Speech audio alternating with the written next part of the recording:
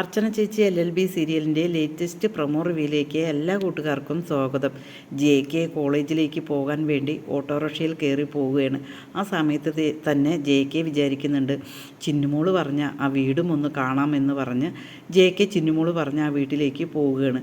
അതേസമയം അമ്പലത്തിലേക്ക് അർച്ചനയും സഹോദരങ്ങളും കൂടി അമ്പലത്തിൽ പോയി തൊഴുത് പ്രസാദവും വാങ്ങി അവർ തിരിച്ചിറങ്ങി പോവാൻ നിൽക്കുകയാണ്. ആ സമയത്താണ് ചന്ദ്രയും രുക്കുവും കൂടി അമ്പലത്തിലേക്ക് വരുന്നത്. ചന്ദ്രയെയും രുക്കുവിനെയും കണ്ടതും അർച്ചന വേഗം പോയി രുക്കുവിനോട് സംസാരിക്കുകയാണ്. അച്ചുവിൻ്റെ കാര്യങ്ങളെല്ലാം ചോദിക്കുകയാണ്. അതേസമയം ചന്ദ്ര ദേഷ്യത്തോട് പറയുകയാണ്, അച്ചുവിൻ്റെ കാര്യങ്ങൾ നിങ്ങളെന്തിനാണ് ചോദിക്കുന്നത്?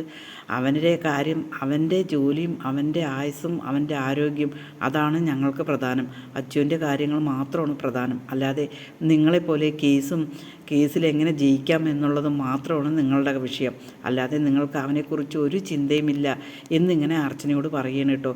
അത് കേൾക്കുമ്പോൾ അർച്ചനയ്ക്ക് ദേഷ്യവും സങ്കടവും ഒക്കെ വരികയാണ്. പക്ഷെ അർച്ചന ഒന്നും മിണ്ടുന്നില്ല. കാരണം അവരുടെ അനിയന് വേണ്ടിയിട്ടാണല്ലോ അവർ പറയുന്നത് എന്നിങ്ങനെ ചിന്തിക്കുകയാണ്. പക്ഷേ രുക്കു ആണെങ്കിൽ ഗൗരവത്തിൽ തന്നെ അർച്ചനയോട് സംസാരിക്കുകയാണ്. ആ പഴയ കാര്യങ്ങളൊന്നും രുക്കുവിൻ്റെ മനസ്സിൽ നിന്നും മാഞ്ഞിട്ടില്ല എന്നിങ്ങനെ അർച്ചനയ്ക്കും സഹോദരങ്ങൾക്കും തോന്നുകയാണ് കേട്ടോ. പിന്നീട് അവരവിടെ നിന്നും പെട്ടെന്ന് തന്നെ അനന്തവും മുകുന്ദനും കൂടി അവിടെ നിന്ന് പോവുകയാണ്. അർച്ചനയ്ക്ക് പെട്ടെന്ന് എവിടേക്കോ പോകേണ്ട ഒരു ആവശ്യമുണ്ട്.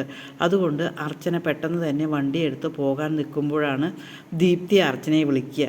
നീ എന്തായാലും ശരി, എവിടെയാണ്, നീ എത്രയും പെട്ടെന്ന് ഇവിടേക്ക് വരണം. കാരണം ഇവിടെ ഒരു കക്ഷിയുണ്ട്, ആ കക്ഷിക്ക് ആ കേസിൽ നീ തന്നെ വേണം എന്നാണ് അവർ പറയുന്നത്.